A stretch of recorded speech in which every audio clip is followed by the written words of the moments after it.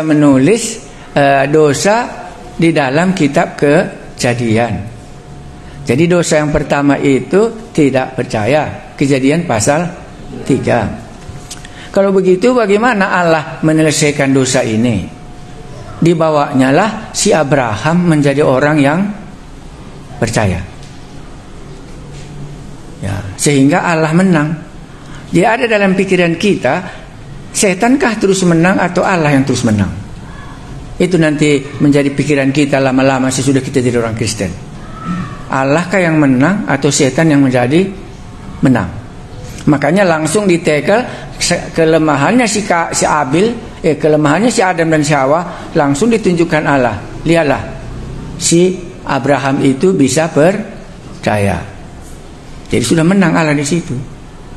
Ya, baru nanti waktu datang Tuhan Yesus, tuntutannya hanya satu: barang siapa yang percaya memperoleh hidup yang kekal. Di mana pengampunan dosa? Nggak perlu. Karena dosanya di sini tidak percaya, bukan dosanya membunuh si Habil. Supaya jangan nanti Anda senantiasa berbicara soal dosa. Dosa nggak ada. Jawabnya Adam tidak percaya. Sekarang manusia percaya. Selesai.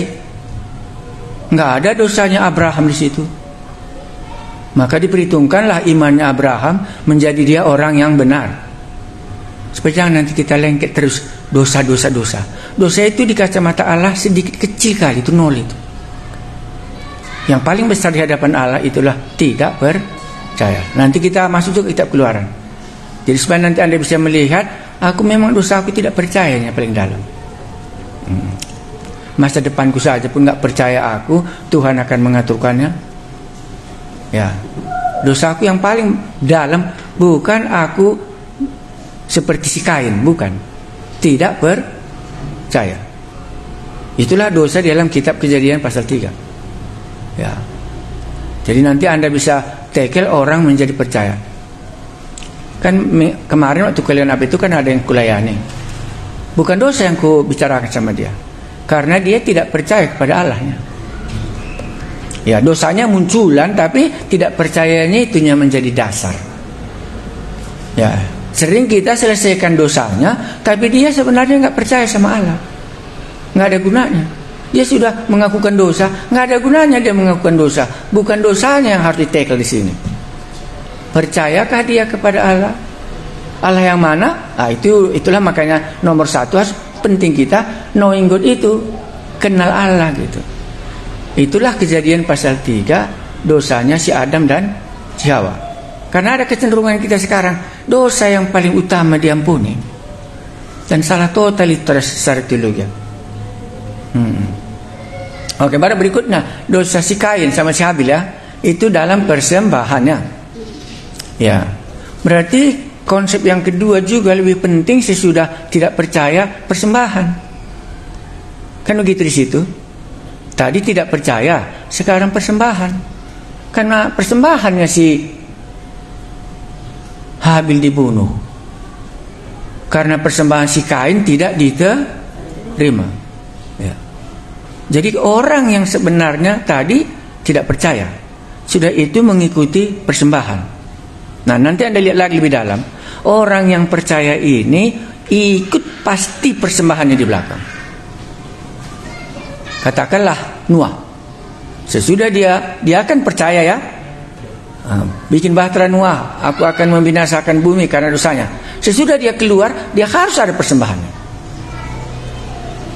Ya, jadi kita itu yang menjadi pemikiran yang pertama. Aku sudah percaya, tapi dalam persembahan nggak benar aku. Ya, oke. Apalagi dosa pasal 6, dosa seks, ya, pasal 6. Ya, itu kawin anak laki anak manusia dengan anak Allah katanya. Ya, bagaimana ceritanya, tapi secara umum kita mengakukan pasal 6 itu dosa seks, ya. Dosa seks ini juga tidak bisa lepas dari penyembahan berhala.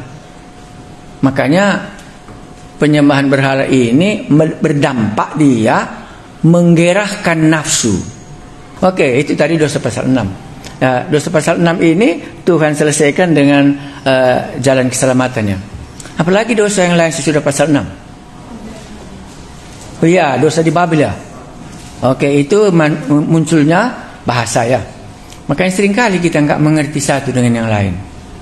Tetapi di situ sebenarnya kesombongan yang paling tinggi. Marilah kita mencari nama. Akhirnya Tuhan bubarkan bahasa ya. Ya, sehingga dalam hari raya Pentakosta Tuhan kumpulkan bahasa bersama ya. Itu lawannya. Jadi setiap dosa ini ada, umumnya ada dibuat Tuhan lawannya. Itu umumnya. Oke, sesudah itu pasal berapa? Ya, pasal itu barulah Allah memilih siapa? Abraham. Ya. Di situ nggak kelihatan lagi dosa, cuma nanti kelihatan kembali dosanya si Yakub dengan si Esau. Itu mengenai pemilihan Allah ya. Ditipu si Yakub bapaknya ya, karena sudah tua ya. Baik, kenalkah Anda Allah dalam cerita ini? Siapa Allah itu? Karena ke situ arahnya kita.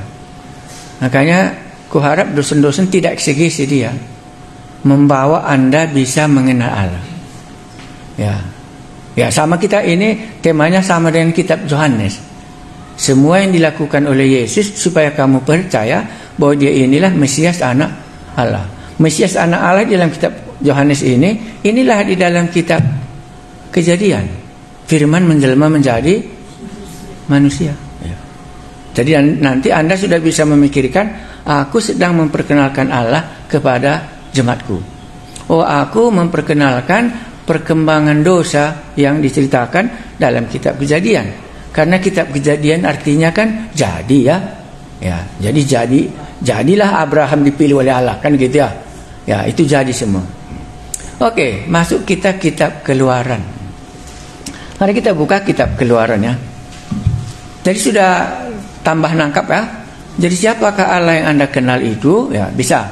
Aku mau menceritakan Allah di dalam pasal 6 gitu pokoknya.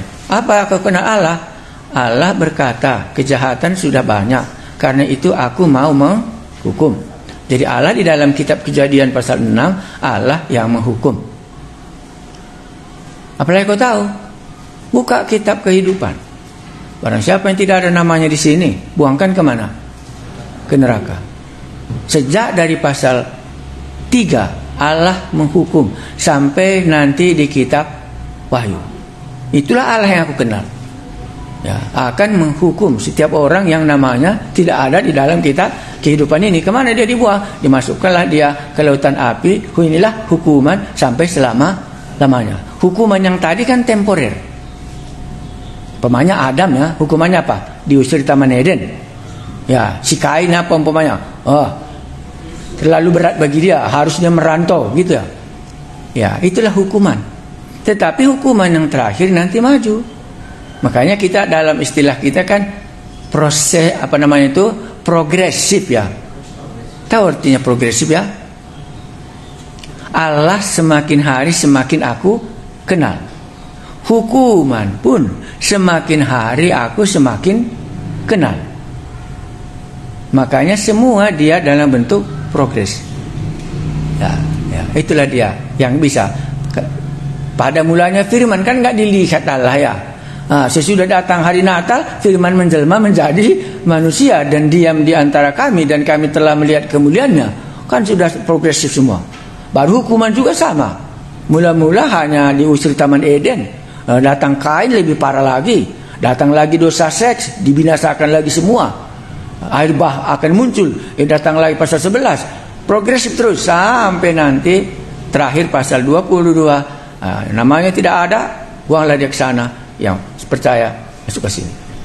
Semua progresif. Tidak ada yang bisa satu pun statis. Kita juga kan progresif ya. Tambah ada yang tambah pintar. Dulu datang nggak bisa ngajar sekolah minggu, sekarang sudah bisa ngajar sekolah minggu. Ini nanti mulai besok kita sudah belajar PA hari Selasa. Nanti Anda pulang Anda bisa memimpin PA. Ya. Jadi dia progresif ya. Tapi jangan lupa, dosa yang tidak diselesaikan juga dia akan progresif juga dia. Nggak bisa diam, dia akan pasti nanti naik terus. Ya, maka yang jahat semakin jahat, yang baik semakin baik. Nggak ada yang netral. Seperti kita kan, semakin tua, ada yang semakin besar kan gitu ya. Inilah sifat yang ada di dalam Alkitab kita itu. Ada yang ditanyakan sampai di situ kah? Sudah kurang lebih bisa tahu ya. Baik, kalau itu sudah, mari kita lihat kitab Keluaran. Saya sudah sampai pasal 20 saya baca. Jadi saya senang membacanya karena itu kurasa sudah bisa kubuat garis besarnya kitab Keluaran. Ya, mari kita lihat Keluaran dulu ya. Ini konten tes, ini konten apa namanya? Tes namanya. Apa isinya ya? Ya, mari kita lihat Keluaran pasal berapa? Pasal 1 dulu. Lihat. Orang Israel ditindas gitu ya. Itu pasal 1? Ya. Pasal 2 apa? Ya. Langsung bisa dalam otak kita, karena orang Israel ditindas, dilahirkan Tuhanlah Musa. Untuk apa? Ya, itu namanya nanti kita belajar rencana Allah. Ini namanya rencana Allah. Itu dalam dunia teologi nanti akan jumpa kita. Rencana Allah, ataupun mau dikatakan planning. Orang Israel ditindas, rencana Allah membebaskan umat Israel. Maka dibuatnyalah Musa lahir. Ini nanti dalam dunia teologi kuat kali. Ya. Baru kita lihat ya, ini Musa lahir. Bagaimana Musa diselamatkan gitu ya? Untuk apa diselamatkan? Karena ada rencana Allah, dia nanti akan membebaskan umat Israel dari tanah Mesir. Nah, bisa juga lebih dalam ya, karena Allah mau Musa, melalui Musa nanti turunlah hukum Taurat di Gunung Sinai. Rencana Allah. Jadi nanti ada juga kita masuk tema manusia. Dalam dunia teologi itu harus belajar manusia. Ini tadi salah satu ya. Siapakah manusia itu? Kejadian pasal 1, itu langsung.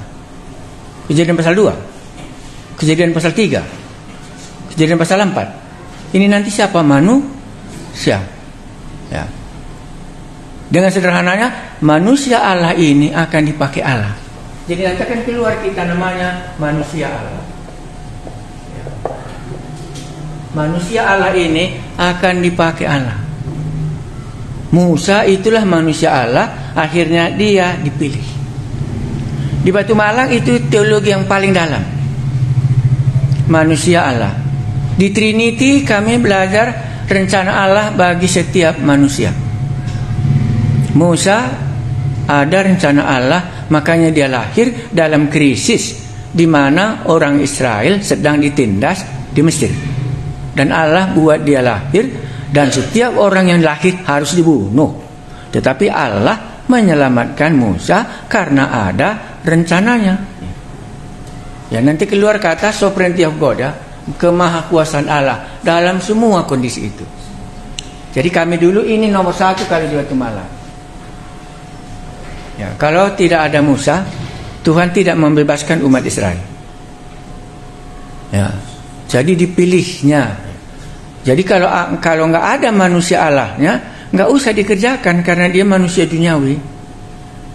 Kalau manusia Allah, dia tetap berpikir tentang Allah, sehingga dia bisa dipakai. Ya, akhirnya muncul lagi hamba Tuhan. Tapi sebenarnya hamba Tuhan itu dangkal ya. Kalau manusia Allah ini, boleh Anda nanti lihat Musa. Aku mau mengarang satu karangan, tahu aku manusia Allah, ku pilih Musa. Bagaimana manusianya Musa ini? Mamanya orang Lewi, dia orang Lewi, lahir dia di dalam kondisi yang begitu berat, tetapi mamanya menyerahkannya ke Sungai Nil, dan di Sungai Nil itulah dia jatuh ke dalam tangan musuh.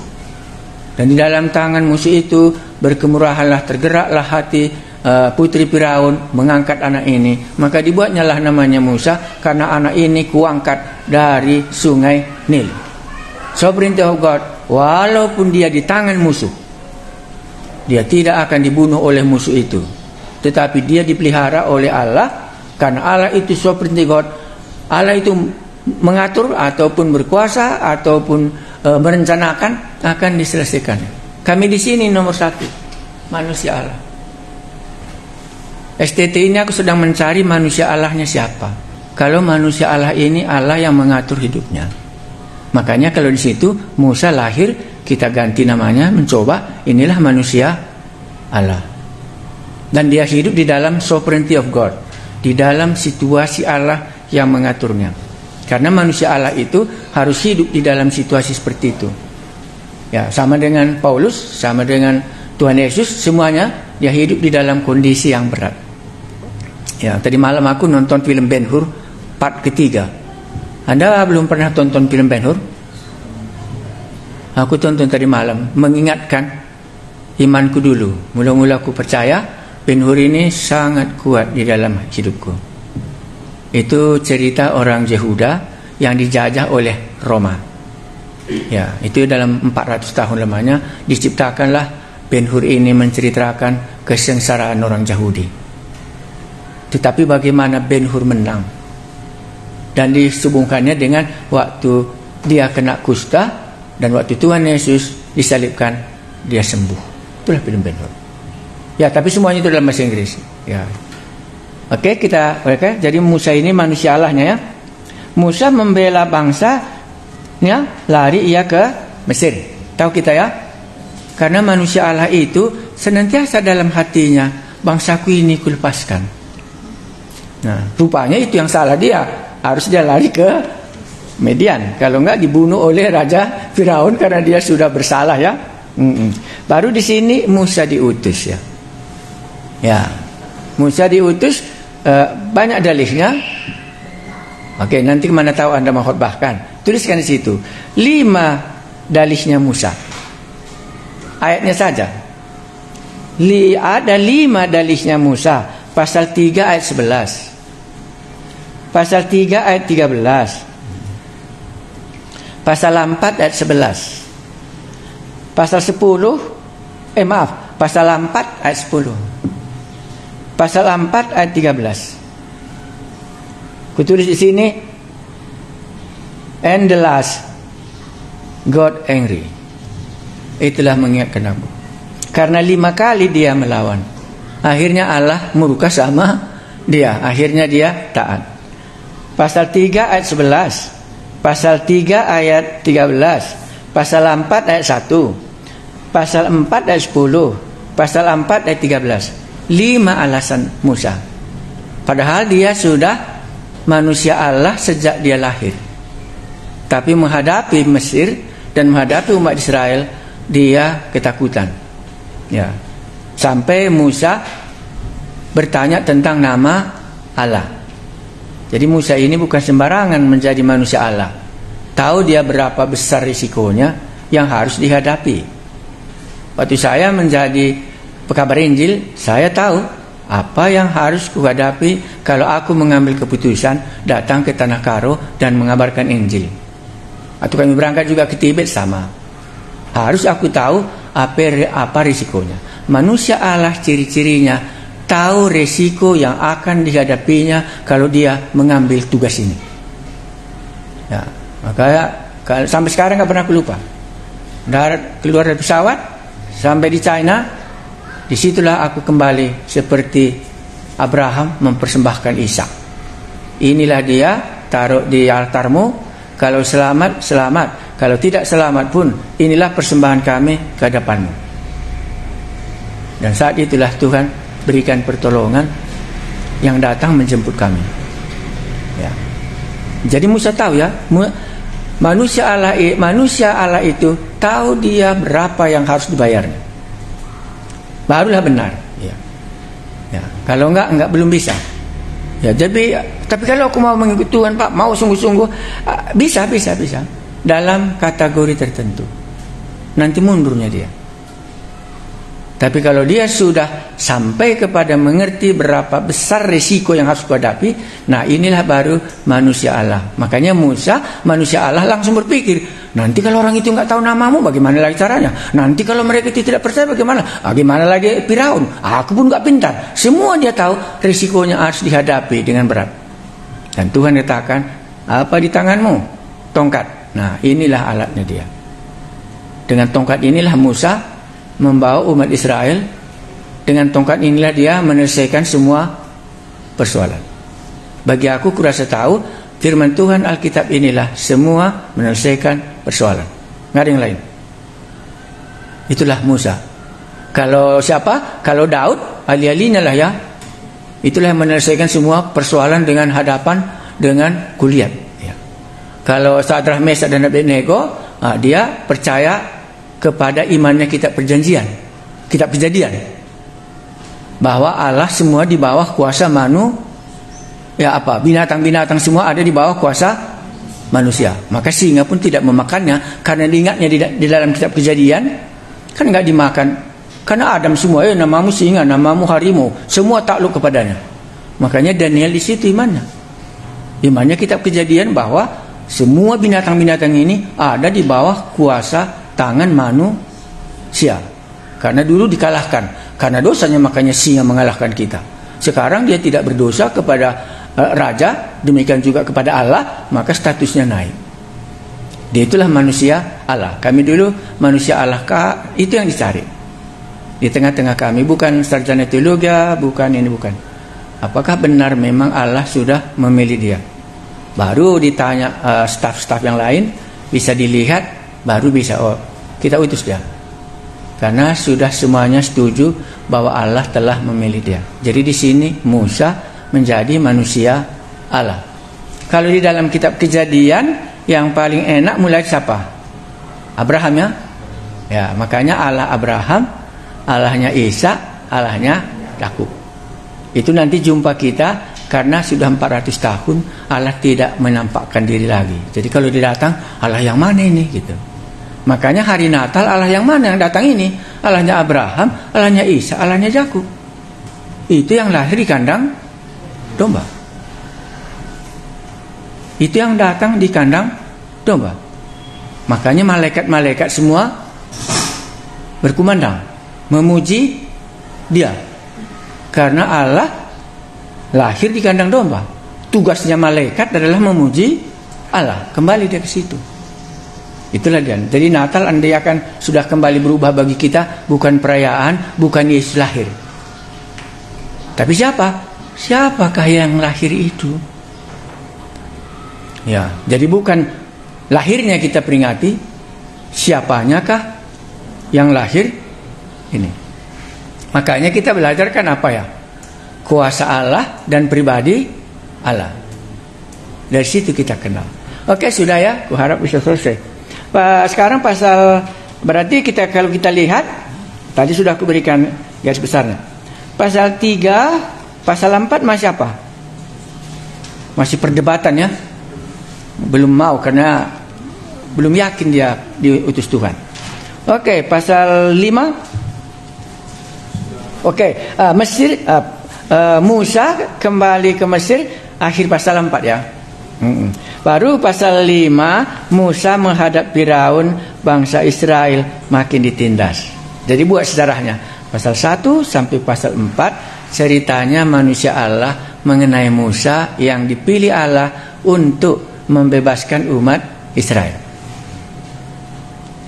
Apa yang ku kenal Allah dari pasal 1 sampai pasal 4 itu pemilihan Allah untuk bisa dipakainya.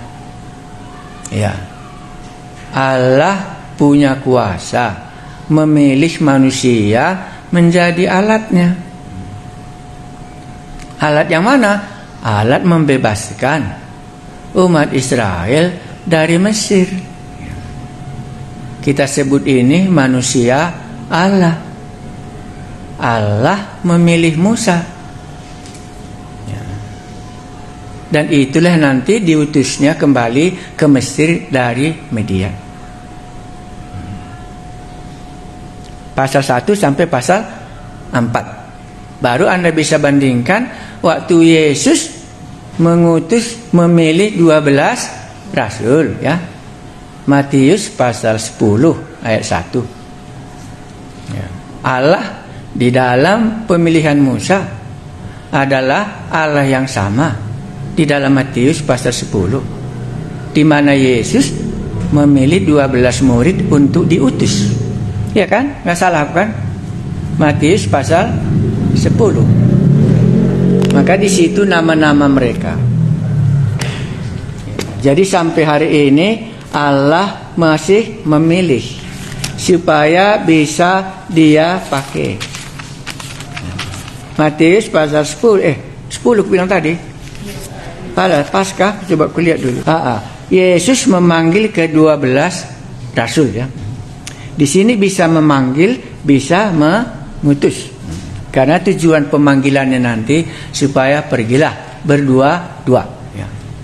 Allah di dalam kitab Keluaran sama dengan Allah waktu Yesus memilih ke-12 murid.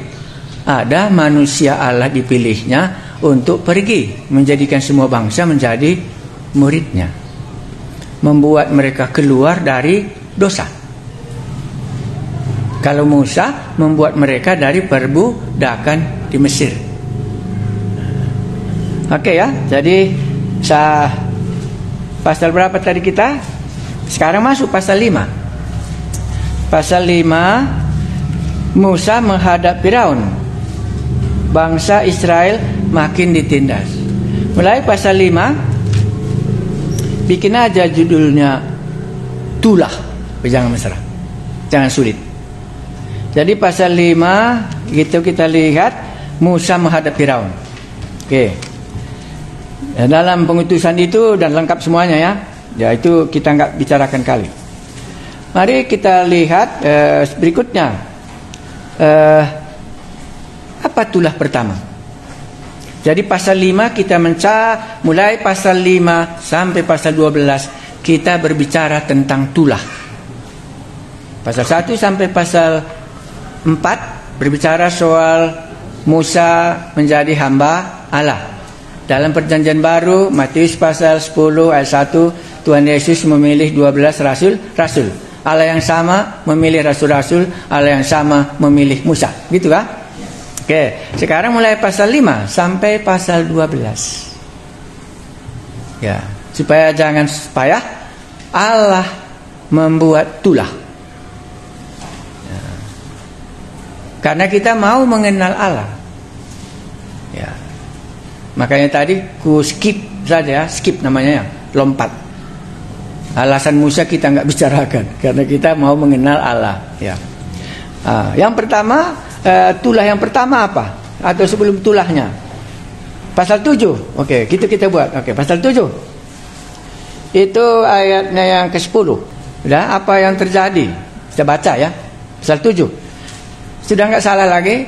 Pasal 5 sampai pasal 12. Aku melihat tulah yang dibuat Allah kepada kepada orang Mesir. Tulah. Siapa yang buat tulah? Setan? Allah? Supaya kita sama pengertian kita. Karena bisa orang Kristen semua kesusahan itu datang dari iblis. Salah. Kesusahan itu datangnya dari Allah. Makanya waktu Yunus tidak mau mentaati Tuhan, kan datang kesusahan karena Nabi Yunus. Siapa yang mendatangkan kesusahan itu? Ya Allah sendiri. Ya. Itu yang kita coba lihat karena kita sedang mengenal Allah di sini. Jadi tulah ini yang didatangkan Allah ini bagi siapa? Pasti nanti kita jumpa bagi Firaun yang tidak mau mendengarkan apa yang dikatakan Allah. Yang dikatakan Allah kepada Firaun apa? Berilah umatku pergi supaya mereka beribadah kepadaku. Jadi kalau begitu di dalam kitab Keluaran, tujuan kelepasan mereka dari Mesir supaya beribadah, bukan ke surga. Kan banyak kita dikoreksi. Kita menerima Yesus supaya ke surga, salah. Ya, supaya kita beribadah. Kalau ini benar, nggak gampang dia jatuh ke dalam dosa dan dia akan hidup di dalam kebahagiaan yang penuh. Karena di surga pun nanti kerja cuma beribadah. Tapi kalau supaya dia jangan ke neraka, itu nggak bisa maju imannya. Salah. Jadi kalau kau mau menerima Yesus, itu berarti kau sekarang mau beribadah kepada Yesus, bukan lagi kepada narkoba, gitu kan umpamanya. Oke, sekarang putuskanlah, gitu ya. Oke, sudah? Oke, mari kita lihat tadi pasal 7 ayat 1 ya, ayat 11, 10. Gitu kita buat supaya bisa selesai. Musa dan Harun pergi menghadap Firaun. Di sini Firaun itu lambang iblis. Okultisme di sini, Firaun ini lambang iblis di dalam kitab Keluaran. Ular adalah lambang iblis di dalam Kejadian pasal 3. Baru nanti pasal 4, awas dosa mengintip. Dosa mengintip di situ juga iblis. Supaya gampang kita. Ya. Kalaupun ada kritikan belum menjadi progresif kali kan belum diungkapkan. Tapi itu sajalah kita buat di sini dulu supaya gampang Anda menafsirkannya. Musa dan Harun pergi menghadap Firaun. Lalu mereka berbuat seperti yang diperintahkan Tuhan. Harun melemparkan tongkatnya di depan Firaun dan para pegawainya, maka tongkat itu menjadi ular. Apa yang Anda tahu tentang Allah dalam ayat 10? Ya, tongkat bisa menjadi, kenapa bisa? Karena dia yang membuat tongkat, dia juga yang membuat ular. Kembali ya, sudah tahu kita. Ayat 11. Kemudian Firaun pun memanggil orang-orang berilmu dan ahli-ahli sihir. Dan mereka pun, ahli-ahli Mesir itu, membuat yang demikian juga dengan ilmu mantra mereka. Apa yang kita jumpa ayat 11? Yang kita tidak jumpa di dalam kitab Kejadian. Muncul okultisme. Kalau saya buat dalam Alkitab saya, muncul okultisme, yaitu ahli-ahli jampi. Kuasa setan jumpa kita banyak kali di Injil Markus. Di kitab Keluaran jumpa kita ahli-ahli jampi. Ya. Makanya waktu Yesus menghadapi setan-setan itu sudah tahu dia. Ya. Kitab Keluaran belum ada ahli jampi. Belum ada mantra-mantra. Tapi di Mesir waktu mulai mereka mau memperkenalkan Allah di sana, yang harus ditonjolkan salah satu ialah ahli-ahli mantra-mantra, ilmu-ilmu sihir. Jadi bukan di Tanah Batak ini ilmu-ilmu sihir banyak. Di Mesirnya pertama. Oke, yang kedua, siapa yang kalah dalam cerita ini? Kan ini mau ditunjukkannya siapa yang kalah. Sama seperti Markus pasal 1 ya, kita sudah lihat ya. Waktu setan katakan, setan keluarlah kau daripadanya. Dihempas-hempaskannya orang itu kan gitu ceritanya. Sama dengan ini. Kelihatan kuasanya ahli-ahli jampi itu. Jadi jangan kita bohongi. Ahli-ahli jampi itu punya kuasa. Nah, baru kita baca. Masing-masing mereka melemparkan tongkatnya dan tongkat itu menjadi ular. Tetapi tongkat Harun menelan tongkat-tongkat mereka. Tetapi hati Firaun berkeras sehingga tidak mau mendengarkan mereka keduanya seperti yang telah difirmankan Tuhan. Saya jumpa ahli jampi. Ya, ini renungan kita yang paling dalam. Kemarin saya menerima surat, ada orang yang muntahkannya rambut. Tolonglah kalau bisa lah pendeta kata. Aku bilang aku sedang di Kabanjahe. Okultisme sama dengan ini. Di sini ular ya. Kitab Kejadian bagaimana? Ya ular juga. Kan sama mereka. Makanya di sini langsung aja aku berani mengatakan itu supaya Anda nanti lebih pintar akan ingat semua. Kan ular juga yang pertama harus dihadapi oleh Musa. Dan itu yang ditelannya. Karena ini yang menahan. Firaun juga punya ahli jampi gitu. Ya. Oke, baik. Tulah ini bukan tulah pertama ya. Ini permulaannya gitu. Oke, masuk tulah pertama apa? Oke, itu berapa? Jangan payah. 20. Oke, saya baca. Demikianlah Musa dan Harun berbuat seperti yang difirmankan Tuhan. Diangkatnya lah tongkat itu dan dipungkulkannya ke air itu di sungai Nil di depan mata Firaun dan pegawai-pegawainya, maka seluruh air yang di sungai Nil berubah menjadi darah. Matilah ikan di sungai Nil sehingga sungai Nil itu berubah busuk dan orang Mesir tidak dapat meminum air dari sungai Nil, dan di seluruh tanah Mesir ada darah. Tetapi para ahli Mesir yang demikian juga dan ilmu mantra mereka, sehingga hati Firaun berkeras dan dia tidak mau mendengarkan mereka. Ayat 20 sampai ayat 20 dia masih menceritakan okultisme berhadapan dengan Musa. Itu sungai air Nil. Sungai Nil itulah sumber kehidupan orang Mesir, termasuk berhala mereka. Tetapi sekarang sumber kehidupan mereka itu diambil oleh Allah, dibuatnya menjadi darah, sehingga nggak bisa lagi diminum. Allah berkuasa. Ahli jampi masih berkuasa. Itu yang mau diceritakan. Maka nanti akan keluar pikiran kita, siapakah Allah, siapakah okultisme. Karena nanti kita akan belajar berikutnya lagi, sesudah manusia Allah ini kita harus juga belajar setan. Siapakah setan ini? Dari mana datangnya? Itu dalam dunia teologi akan kita belajar. Dari mana setan ini datang? Buku semua memakai, langsung dia lari ke kitab Yehezkel. Aku tidak terima. Aku mau terima dari kitab Keluaran. Pada dalam kitab Keluaran ini sudah ada ahli-ahli jampi. Ya, makanya kita cara belajarnya tidak mengikuti 4 buku doktrin ini. Kita ambil saja sesuai dengan kitab Kejadian dan kitab Keluaran. Jumpa setan kita di dalam kitab itu. Waktu kita baca Injil jumpa juga setan. Antara Yesus dengan setan, gitu ya. Ini antara Musa dengan di Mesir. Makanya sering dikatakan kitab Keluaran adalah sama dengan kitab Markus. Anda mungkin belum pernah baca itu. Aku baca. Itu Pak Carson itu dibuatnya gitu. Di dalam perjanjian lama kitabnya Keluaran, di dalam perjanjian baru kitabnya Markus. Maka yang pertama jumpa apa? Setan. Setan. Setan. Pasal 1 saja langsung setan di dalam Injil Markus. Ini juga setan yang harus dihadapi baru bisa lepas dari tanah Mesir. Di dalam perjanjian baru juga sama. Oke, jadi Allah yang sama di kitab Keluaran, Allah yang sama di kitab Markus. Harus berhadapan dengan setan, okultisme. Nah, jadi realnya neraka itu. Karena nanti yang neraka semua setan di sana. Yang selamat ke sini itulah yang ada di surga. Mereka juga punya kuasa.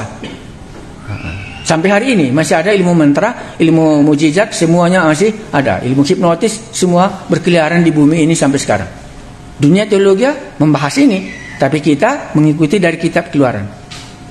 Karena di dalam kitab Keluaran lah muncul kata itu. Bukan di dalam kitab Yehezkel. Ya, karena semua mereka pakai kitab Yehezkel pasal 14.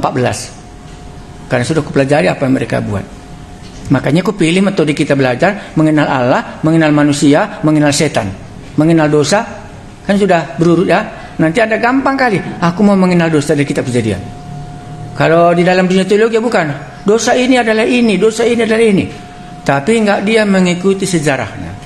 Karena aku mengikuti progresifnya nanti, Anda bisa langsung. Jadi kitab Keluaran sudah ada setan ya.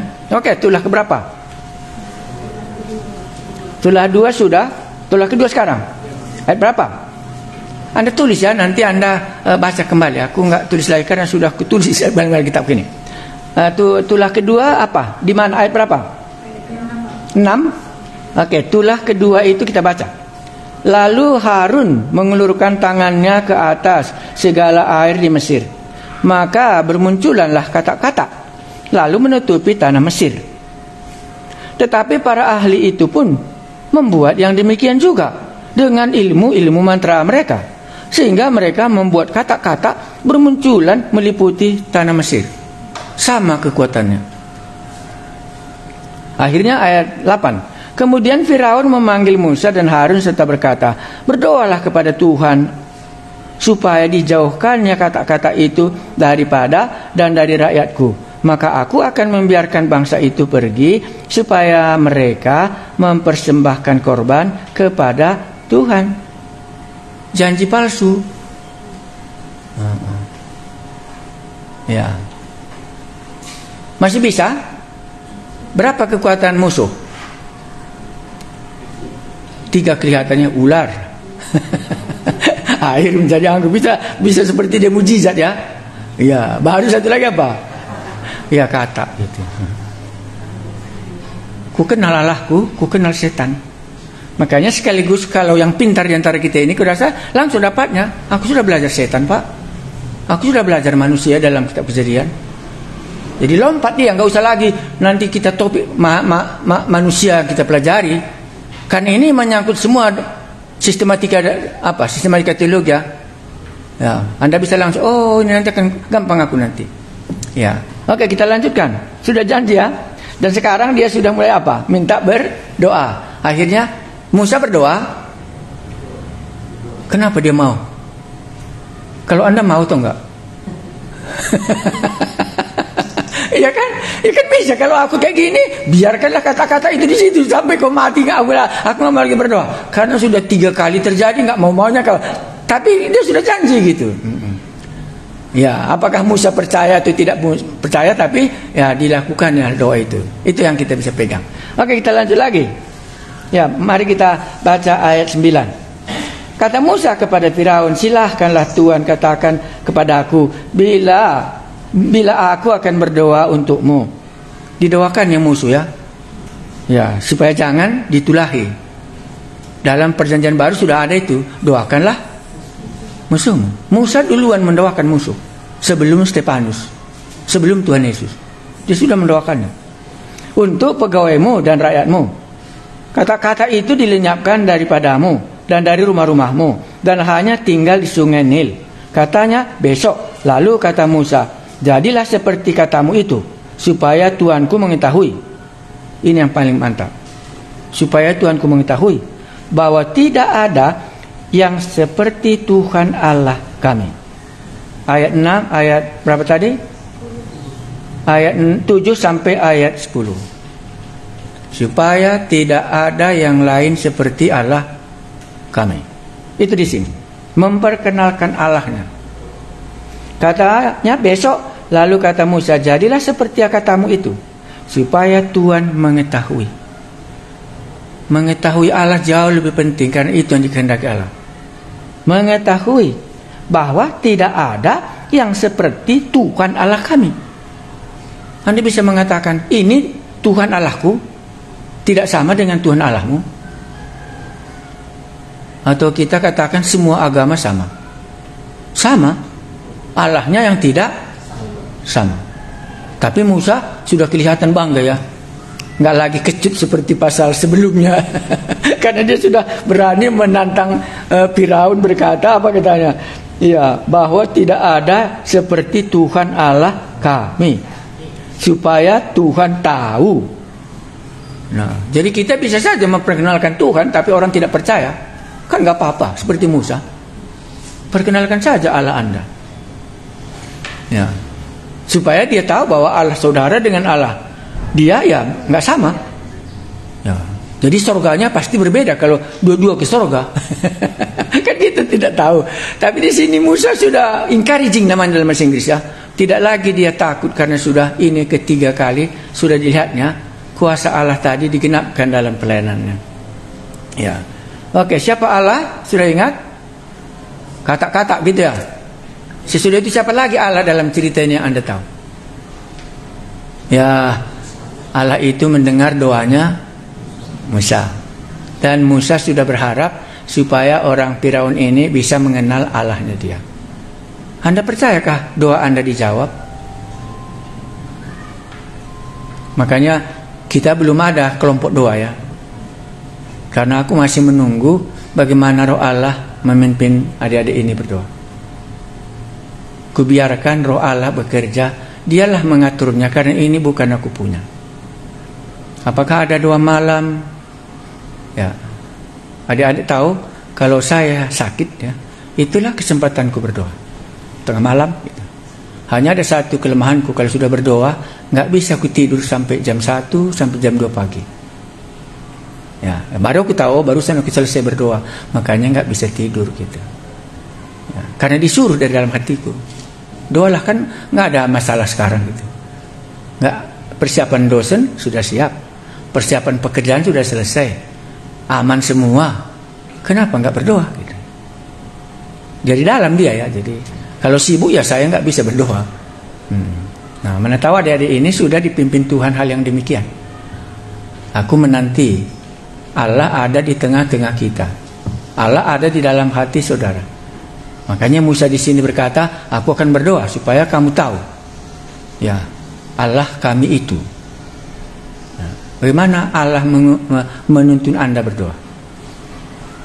Aku belum pernah tanya kan. Tapi sekarang sudah kuarahkan Anda membaca Alkitab kan. Sudah aku bilang aku sudah selesai pasal 20 ya. Karena aku mau sampai pasal 20 aja kita selesai ya. Karena menurut aku pasal 20 di situ klimaksnya ya. Karena pun dikatakan Musa, supaya engkau tahu bahwa aku menyertai engkau. Engkau akan membawa umat Israel itu beribadah di atas gunung ini. Begitu Musa sampai di gunung Sinai, maka perjanjian Allah sudah digenapkannya kepada Musa. Ya. Oke, jadi Anda bagaimana berdoa? Karena ini sudah muncul doa Musa kan? Tadi kan tidak.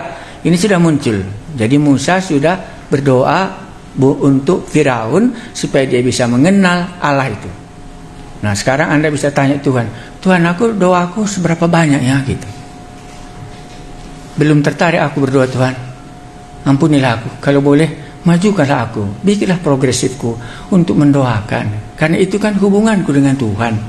Kalau kuliah, itu kan hubunganku dengan Alkitab. Bagaimana Allah berbicara kepadaku. Aku mau bagaimana aku berbicara kepada Tuhan. Curhat namanya ya. Ya. Oke, kita lanjut. Sudah berapa tulah? Sudah kata ya? Oke, berarti kita lanjut. Besok baru katanya pergi ya. Jadi sudah ada pengalamannya. Enggak seperti langsung selesai ya. Ini biarkan kata.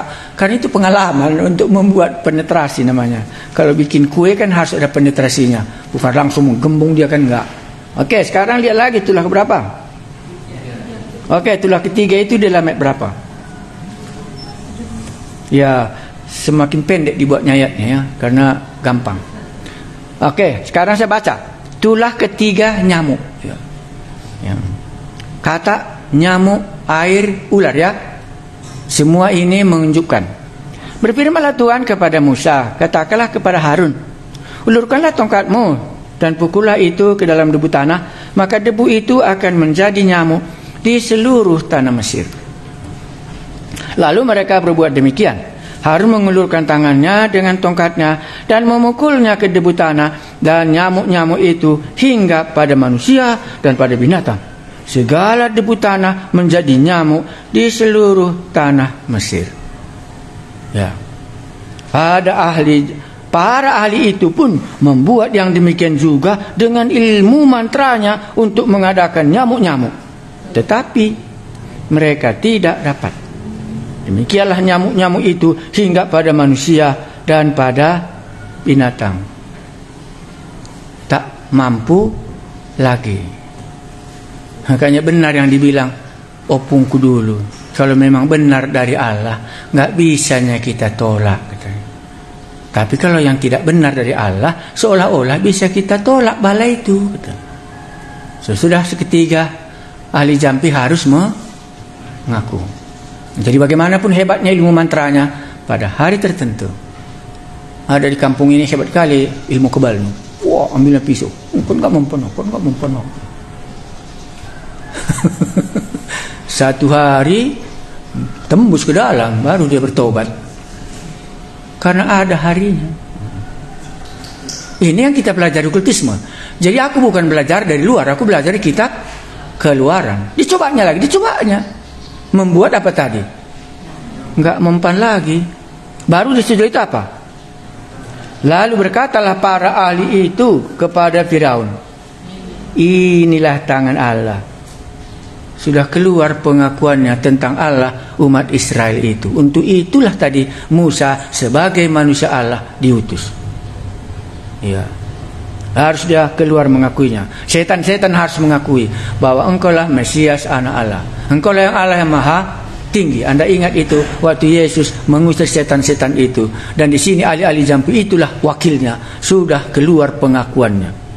Lalu berkatalah para ahli itu kepada Firaun, inilah tangan Allah. Tetapi hati Firaun berkeras dan dia tidak mau mendengarkan mereka, seperti yang telah difirmankan Tuhan. Sudah, ini kan sudah kita tulis ya. Kan sudah kubuat di situ 1 Yohanes pasal 4 ayat 4 ya. Ya, bilangan 23 ayat 23, mantra dan tenung tidak mempan ya. Oke, Lukas 10:17 ya. Setan sudah kulihat jatuh dari langit ya. Nah, barulah Yohanes 3 ayat 8 ya. Untuk itulah anak manusia datang untuk membinasakan perbuatan iblis. Oke, mari kita lanjut. Tulah keempat, itu ayat berapa? Kenapa kuulangi tulah ini? Karena ini main poinnya teologianya kitab Keluaran. Tulah inilah semua pernyataan Allah. Sama dengan main poinnya Injil Yohanes, 7 mukjizat Tuhan Yesus. Kitab Keluaran ini poinnya. Baru nanti kita masuk hubungan dengan umat Israel.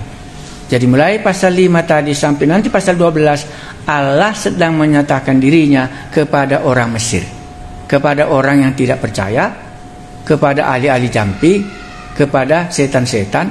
Nah, di dalam perjanjian baru jumpa dengan Markus, di mana Allah yang sama di dalam kitab Keluaran berjumpa dengan setan, di mana firman menjelma menjadi manusia. Ini sarananya Musa. Nanti firman itu sendiri akan jumpa dengan apa yang dihadapi Musa di sini. Oke, itulah keempat. Itu ayat berapa? Kita baca. Berfirmanlah Tuhan kepada Musa, bangunlah pagi-pagi dan berdirilah nantikan Firaun. Pada waktu biasanya ia keluar ke sungai Nil, dan katakanlah kepadanya, beginilah firman Tuhan. Biarkanlah umatku pergi, supaya mereka beribadah kepadaku. Ini jangan lupa, kita diampuni, kita dikeluarkan, supaya kita beribadah. Maka tadi ku tanya bagaimana doa saudara. Kitanya pribadi, bukan gembala sidang kita, supaya kita beribadah. Sebab jikalau engkau tidak membiarkan umatku itu pergi, maka aku akan melepaskan pikat terhadap engkau, terhadap pegawai-pegawaimu, rakyatmu, dan rumah-rumahmu, sehingga rumah-rumah orang Mesir, bahkan tanah di mana mereka berdiri, akan penuh dengan pikat. Tetapi pada hari ini aku akan mengecualikan tanah Gosen, di mana umatku tinggal, sehingga di sana tidak ada terdapat pikat, supaya engkau mengetahui bahwa aku Tuhan ada di negeri ini. Ke situ tujuannya. Ada Allah di negeri orang pelebegu ini, di rumah-rumah dukun di mana banyak berhalanya. Waktu Anda khotbah di situ, Anda harus katakan ini, supaya kamu tahu Allah ada di sini. Makanya dibuatnya perbedaan tanah Gosen dengan tanah Mesir, supaya membedakan umat Israel dengan orang Mesir yang percaya kepada penyembah-penyembah berhala ini. Itu tujuannya di sini. Ya, ini dia. Nah, sebab aku akan mengadakan perbedaan antara umatku dan bangsamu. Besok tanda mujizat ini akan terjadi. Sudah mulai ada perbedaan. Di sini yang menjadi masalahnya hidup kekristenan. Kita tidak mau berbeda dengan orang Mesir. Kita tidak mau berbeda dengan dunia ini. Semua itu menjadi permasalahannya. Allah sudah membuat mereka berbeda, tetapi orang Kristen tidak mau membuat berbeda. Pestanya sama, bajunya sama, semuanya sama. Nggak mau dia berbeda. Ya, inilah kelemahan kita sampai hari ini. Makanya kita pun nggak juga mau berbeda. STT yang lain juga ada akreditasi, Pak. Kita juga harus sama dengan mereka. Padahal Tuhan berkata, aku mau membuat perbedaan supaya kamu tahu ada Allah di tengah-tengah kamu. Itu membuat berbeda. Kalau sama semua, apa bedanya? Mari kita baca. Ini karena penting kali, karena di sini baru permulaan. Tuhan berbuat demikian, maka datanglah banyak pikat-pikat ke istana Firaun dan ke dalam rumah pegawai-pegawainya dan ke seluruh tanah Mesir seperti itu, menderita karena pikat itu. Lalu Firaun memanggil Musa dan Harun serta berkata, pergilah, persembahkanlah korban kepada Allahmu di negeri ini. Enggak mau pergi dia, tapi di sini. Tetapi Musa berkata, tidak mungkin kami berbuat demikian. Sebab korban yang akan kami persembahkan kepada Tuhan Allah kami adalah kekejian bagi orang Mesir. Situ bedanya. Mereka beribadah di tanah Sungai Nil. Mereka ini mengorbankan binatang-binatang.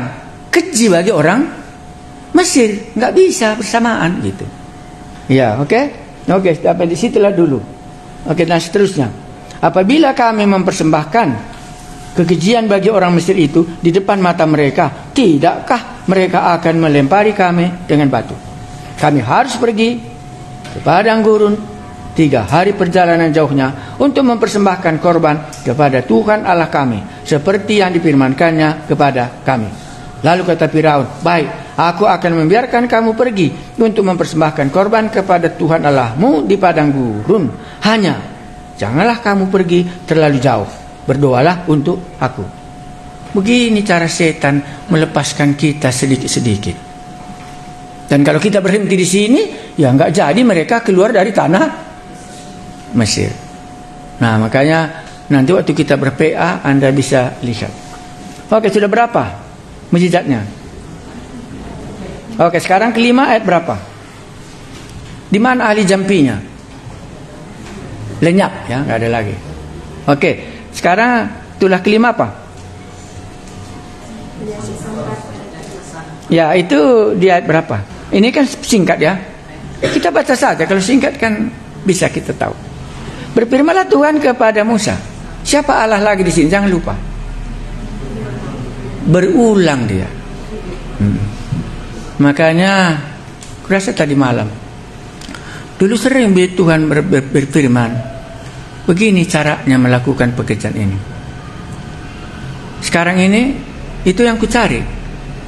Bagaimana firman Tuhan dengan STT perjanjiannya ini, cara mengelolanya.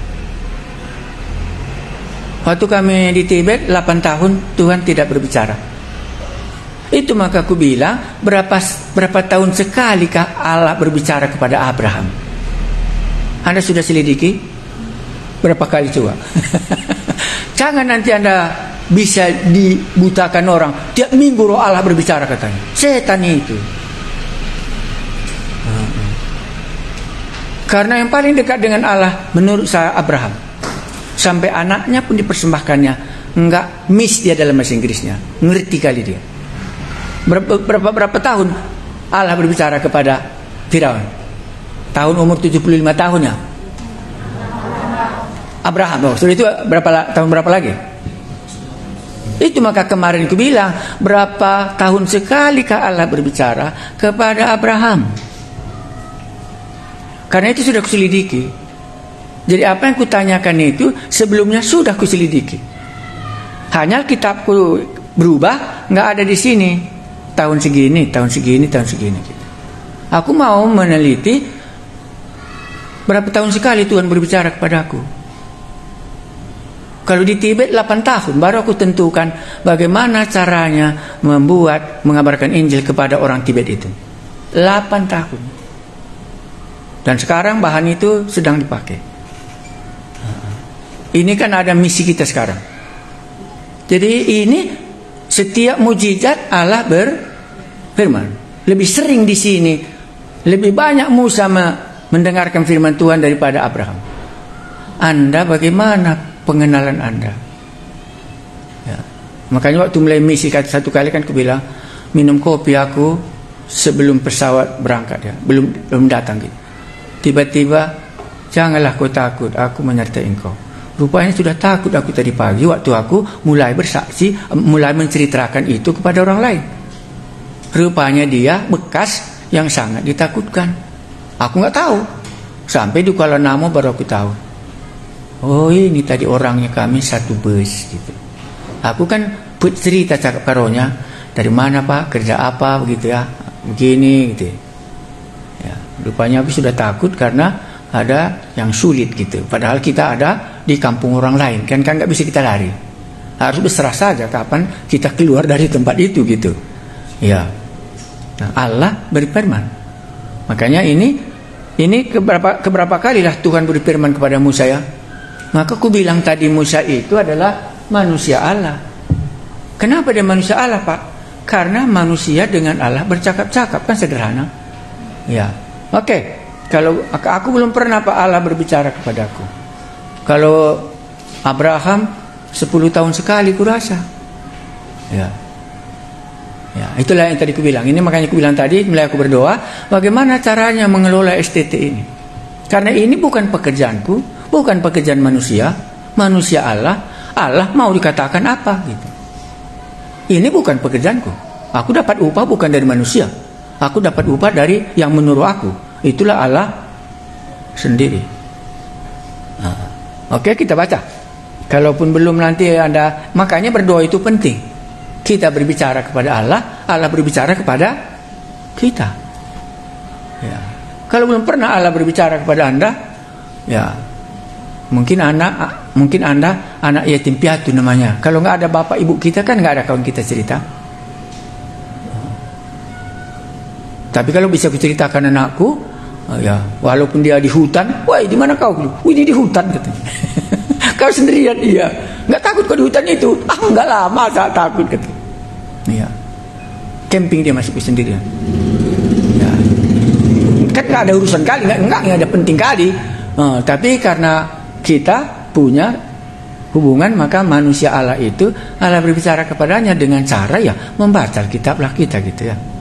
Oke, nanti mana tahu Anda selidiki berapa tahun sekali kah berapa tahun sekali kah Abraham mendengar firman Tuhan. Yang terakhir dikatakannya apa? Coba, persembahkanlah anakmu Ishak. Itu sudah tahun berapa itu ya? Berapa umur Ishak pada waktu itu ya? Waktu lahir Allah berbicara sama dia, sesudah besar Allah berbicara. Berarti 20 atau 15 tahun kali lah. Sejak dia lahir sampai Ishak dipersembahkan. Jadi kalau tiap minggu Allah berbicara sama dia, katakan saja, kurasa setanan kau itu, nggak ada itu dalam Alkitab. Itu betul ya. Mari kita lanjutkan. Kuharap bisa selesai. Asal berapa sekarang? 9-nya. Tulah kelimanya. Itu ini nggak banyak, kita baca saja. Berfirmanlah Tuhan kepada Musa, pergilah menghadap Firaun dan berbicaralah kepadanya. Beginilah firman Tuhan Allah orang Ibrani. Mereka pakai Allahnya itu siapa? Allah orang Ibrani. Di dalam kitab Keluaran itu Allahnya Ibrani. Kitab Kejadian Allahnya Abraham, Ishak dan Yakub. Karena mereka sudah menjadi satu bangsa, itu bangsa Ibrani. Itu dipakainya. Ya, Allah orang Ibrani, biarkanlah umatku pergi supaya mereka beribadah kepadaku. Umatku. Allah itu mengakui orang Israel ini umatnya. Itu hubungan kita dengan Allah. Maka aku diakui oleh gembala domba-dombaku mendengarkan suaraku, dan aku mengenal mereka satu persatu. Umatku. Ya. Jadi nggak pernah dipisahkan Allah dirinya dengan orang yang percaya kepadanya. Oke, ayat 2. Sebab jikalau engkau menolak membiarkan mereka pergi dan masih menahan mereka, maka ternakmu yang ada di padang, kuda, keledai, unta, lembu, sapi dan kambing domba akan kena tulah Tuhan, yakni kena penyakit sampar yang dahsyat. Dan Tuhan akan membuat perbedaan antara ternak orang Israel dan ternak orang Mesir, sehingga tidak ada yang mati seekor pun dari segala ternak orang Israel. Selanjutnya Tuhan menentukan waktunya. Firman-Nya, besoklah Tuhan akan melakukan hal itu di negeri ini. Muncul lagi tulah kepada apa? Binatang-binatang mereka. Muncul penyakit lembu yang tidak bisa diobati di Mesir. Tetapi orang Israel enggak dapat. Kenalkah Anda Allah bisa mendatangkan penyakit? Inilah dia, tulah datang. Oke, sudah tulah keberapa? 5. Ini sudah berbeda ya. Ini semua jadi hanya orang Mesir. Orang Israel tidak kena lagi. Makanya semakin progresif. Oke, pasal ya berapa sekarang? Ke-6. Berfirmanlah Tuhan kepada Musa dan Harun. Kalau manusia Allah itu nggak pernah berfirman Tuhan kepadanya, jangan Anda percayai. Karena ini kan terus kan? Terus setiap Anda baca. Ya, makanya dilakukannya. Apa yang disuruh Tuhan, dia lakukan. Apa yang disuruh Tuhan, itu dilakukannya. Ya, mari kita baca. Berfirmanlah Tuhan kepada Musa dan Harun. Makanya murid-murid diutus dua-dua kah? Di sini juga Musa dan Harun. Ambillah apa ini telaga dari dapur peleburan serangkup penuh.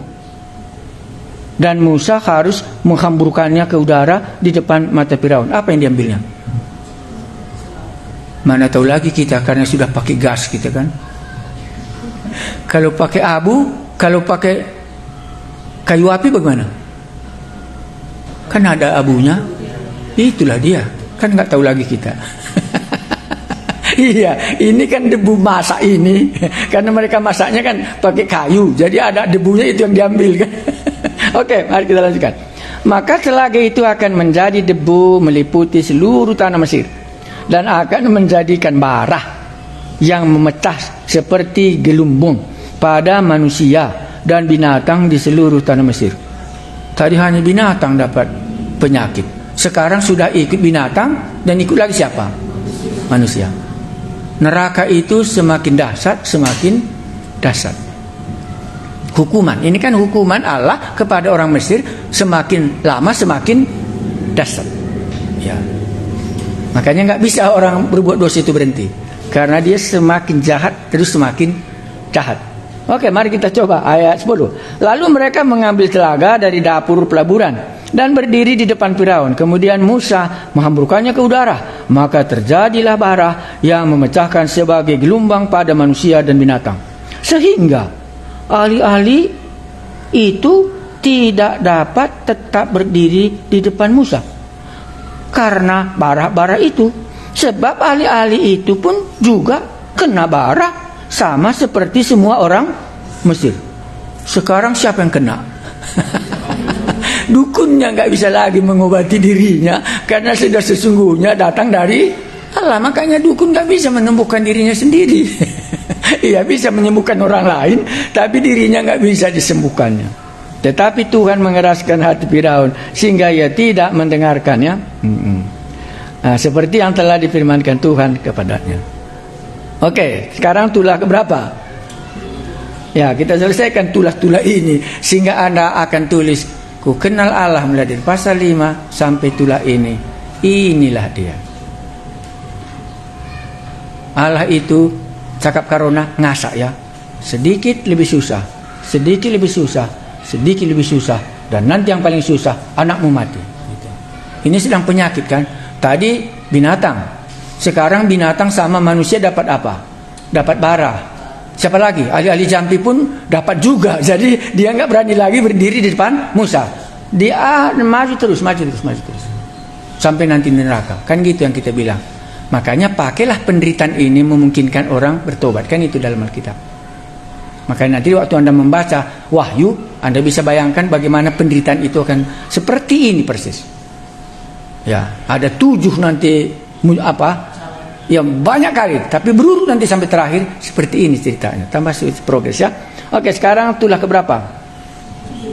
Ke-7. Berfirmanlah Tuhan kepada Musa, bangunlah pagi-pagi dan berdirilah menantikan Firaun dan katakanlah kepadanya, beginilah firman Tuhan Allah yang orang Ibrani, biarkanlah umatku pergi supaya mereka beribadah kepadaku. Tetap itu tujuannya. Oke, kita lihat.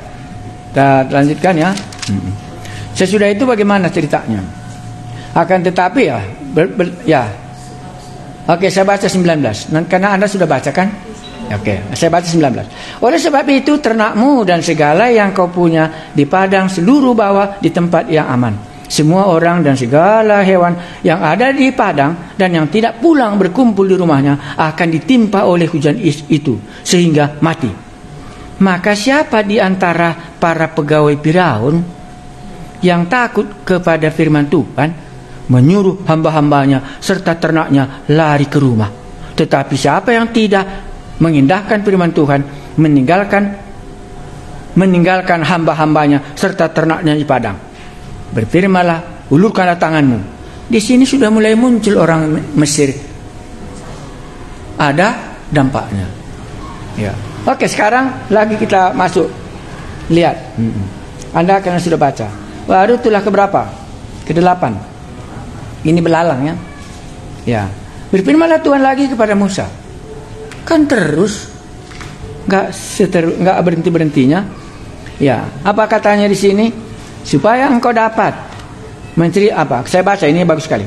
Berfirmanlah, pergilah menghadap Firaun, sebab aku telah membuat hati Firaun, hati pegawai-pegawainya, supaya aku mengadakan tanda-tanda mujizat yang kubuat ini di antara mereka. Dan supaya engkau dapat menceritakan kepada anak cucumu bagaimana aku mempermain-mainkan orang Mesir, dan tanda-tanda mujizat mana yang telah kulakukan di antara mereka, supaya kamu mengetahui bahwa akulah Tuhan. Bisa kita buat.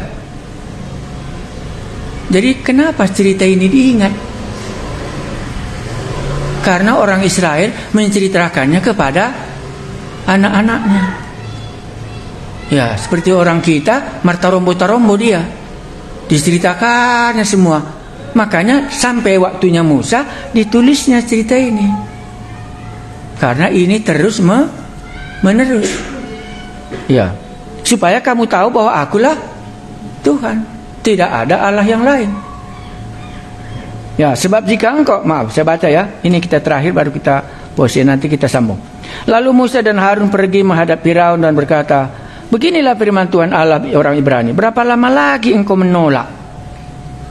Sulit ya, menolak untuk merendahkan dirimu di hadapanku. Biarkanlah umatku pergi, supaya mereka beribadah kepadaku. Maka ada badan misi namanya di perpustakaan kita itu, biarkanlah umatku pergi. Ada cerita seorang misioneri yang pergi ke Maluku, itu dikarang. Biarkanlah umatku itu pergi, dia menceritakan bagaimana panggilannya untuk pergi ke satu suku. Di perpustakaan itu ada, biarkanlah umatku pergi. Baru dikatakannya ayat 7. Sesudah itu berkatalah para pegawai Firaun kepadanya, berapa lama lagi orang ini akan menjadi jerat bagi kita? Biarkanlah orang-orang itu pergi, supaya mereka beribadah kepada Tuhan Allah mereka. Belumkah Tuanku insaf bahwa Mesir pasti akan binasa? Sudah berkelahi dia di istana. Tapi belum juga, karena itu sudah jelas ya.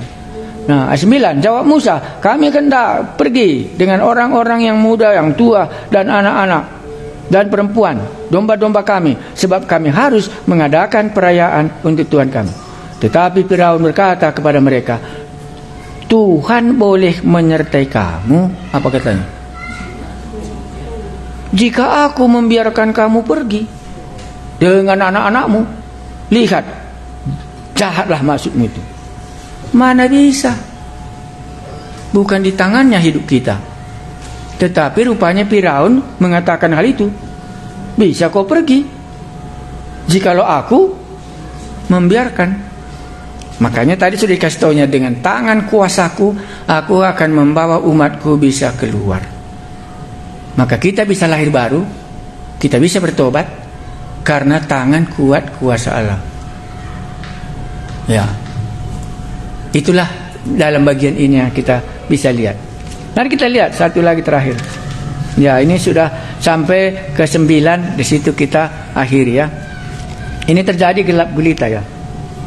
Ya, mari kita lihat firman Tuhan kepada Musa, ulurkanlah tanganmu ke langit supaya datang gelap meliputi tanah Mesir, sehingga orang dapat meraba-raba gelap. Lalu Musa mengulurkannya ke langit dan datanglah gelap gulita dan seluruh tanah Mesir selama 3 hari.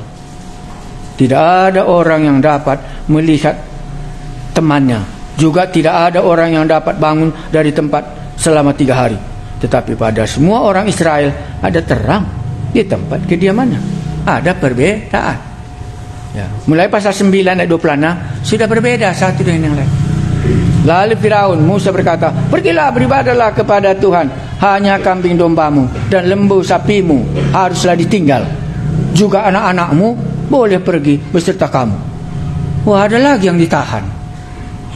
Makanya pertobatan itu sering ada yang tinggal. Saya baca selesai. Tapi Musa berkata, bahkan korban sembelihan dan korban bakaran harus engkau berikan kepada kami, supaya kami menyediakan untuk Tuhan Allah kami.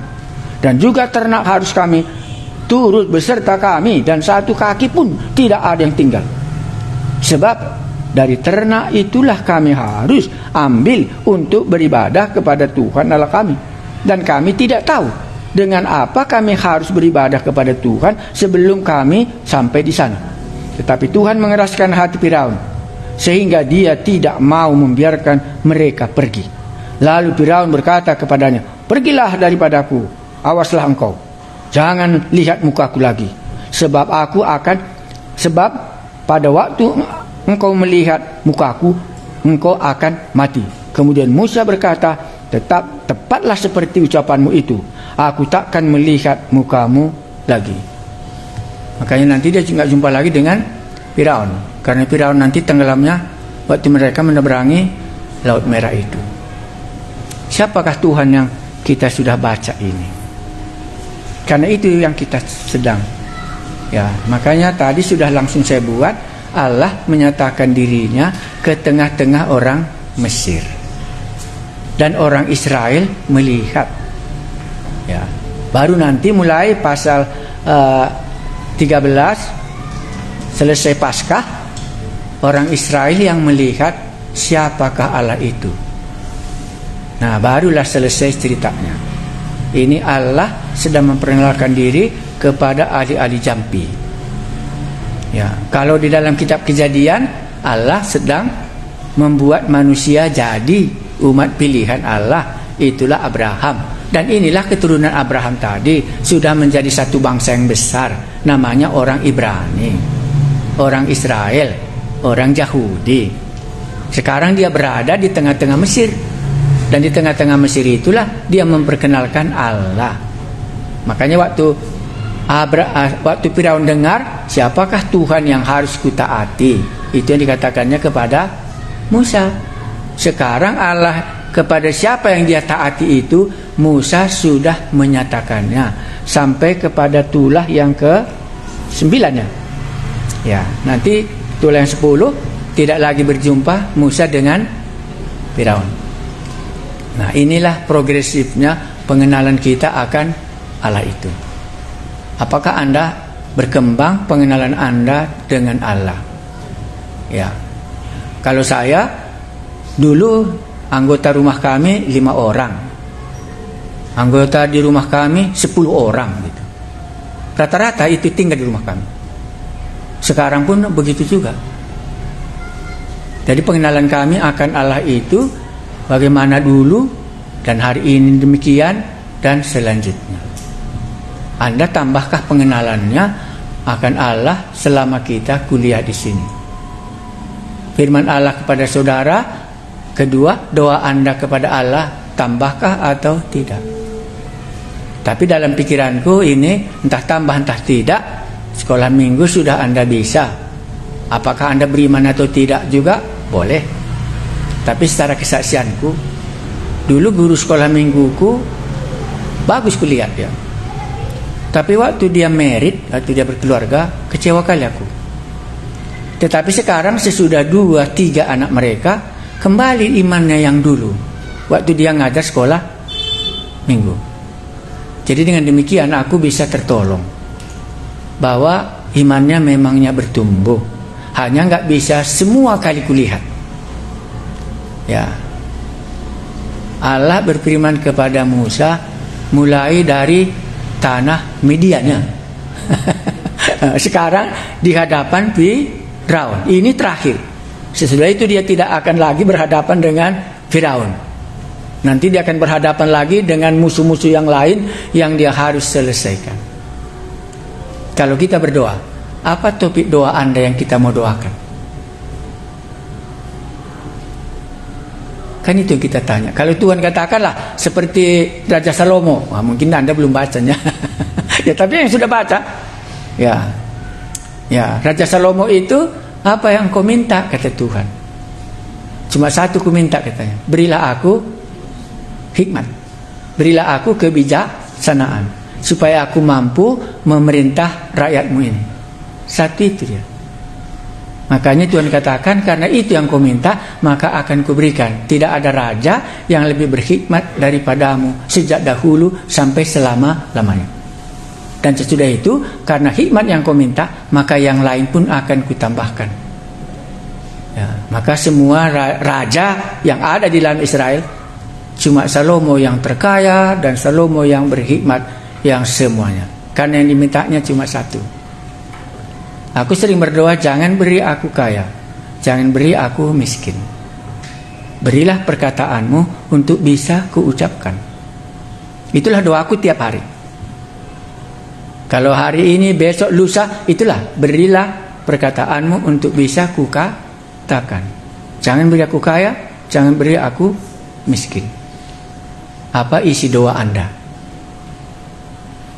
Kan praktis ya. Berkatilah makan ini Tuhan supaya gemuk gitu. Ya kan bisa ya. Apa yang ku minta sama Tuhan? Aku sendiri bingung. Ya jadi kalau begitu, manusia Allahku masih jauh. Api dari panggang. Ini sudah mau bulan Desember. Tapi dari segi aku sebagai tenaga pengajar, akan ku capek ya. Markus, ingat ya. Selesai Markus, Yohanes. Ini selesai kitab Kejadian dan kitab Keluaran. Sekolah minggu. Nanti akan Anda pimpin PA. Tercapai. Ya. Nanti kalau masih Tuhan izinkan Januari belum pasti kali, itu doktrin lagi. Roma. Kalau Anda mau cepat kali mau belajar doktrin, Roma dan Galatia itulah buku doktrin yang paling canggih di dalam Perjanjian Baru. Semua orang mengakuinya. Ya, karena itu aku langsung tahu duluan. Karena dibaca kan, langsung dikasih tahunya. Ya, tapi aku pendekatannya pasti tidak akan sama dengan mereka. Seperti ini. Pendekatanku tentang Allah mulai dari kitab Kejadian, masuk aku kitab Keluaran. Allah di Mesir, Allah di tanah Kanaan, Allah di Taman Eden, kan gitu ya. Nah, setan bagaimana? Oh, ini munculnya di kitab Keluaran setan. Ahli ajampi hebat kali di Mesir. Pada kitab Keluaran. Pada itu tahun berapa itu sudah sehebatnya okultisme. Jadi okultisme di kita ini sepertinya kecil kalinya kalau dibandingkan dengan Mesir. Ya, nah, itulah yang kita pelajari dari Alkitab ini. Makanya singgung Anda, ada orang yang keluar dari mulutnya ini rambut. Dan dia takut akan mati. Ya. Di sini juga ada satu orang bertobat karena dihipnotisi orang kalungnya. Dia ngajar di sini, dihipnotisi orang, akhirnya nggak sadar dia dikasihkannya emasnya itu. Ya, akhirnya dia percaya. Itu okultisme ada. Mari kita berdoa. Sebagaimana Musa, orang manusia Allah, Allah berbicara seringkali kepadanya. Sejak dia mulai lahir, kami tahu cerita riwayat hidupnya. Memang kalau Allah tidak membuat dia hidup, maka tenggelamlah dia di sungai Nil itu. Matilah dia. Tetapi Tuhan memberikan dia hidup dan sampai menjadi manusia Allah. Dan Allah memakai dia. Dan kami bisa mengenal Allah dalam cerita ini di tengah-tengah orang Mesir. Dan kalau kami tinjau bagaimana Allah mengungkapkan dirinya kepada orang penyembah berhala di Mesir, khususnya kepada Firaun, lambang kegelapan. Allah kami menunjukkan dengan tulah, hukuman demi hukuman. Kami kenal Allah kami itu bukan Allah yang mengasihi saja. Kami kenal Allah kami ini Allah yang memberikan tulah 10 kepada orang Mesir, supaya mereka tahu bahwa engkaulah tidak ada Allah lain selain engkau sendiri. Demikianlah kami akan berjumpa. Akulah jalan dan akulah kebangkitan, akulah hidup. Itulah Yesus Kristus Juru Selamat kami. Tidak ada Allah yang lain seperti engkau. Kami memuji namamu dan kami melanjutkan mengenal Allah di dalam kitab Kejadian, Allah di dalam kitab Keluaran, dan Allah di dalam Perjanjian Baru, khususnya dalam hari Natal masa sekarang ini, supaya pengenalan kami akan Allah, firman menjelma menjadi manusia dan diam di antara kami, akan melebihi daripada kitab Kejadian dan daripada kitab Keluaran. Karena Allah di dalam kitab Kejadian tidak bangkit dari antara orang mati, tapi di dalam Perjanjian Baru Allah kami itu hidup sesudah menyelesaikan pengampunan dosa. Maka kami akan mendapat bagian seperti itu. Bukan kematian berakhir, tetapi kebangkitanlah akhir daripada semua keselamatan itu. Itulah akhir iman kami. Buatlah Tuhan kami Yesus, kami memiliki pengalaman. Allah berbicara kepada kami untuk rencana hidup. Kenapa Allah bawa kami hidup di atas bumi ini? Terima kasih Tuhan kami Yesus. Amin.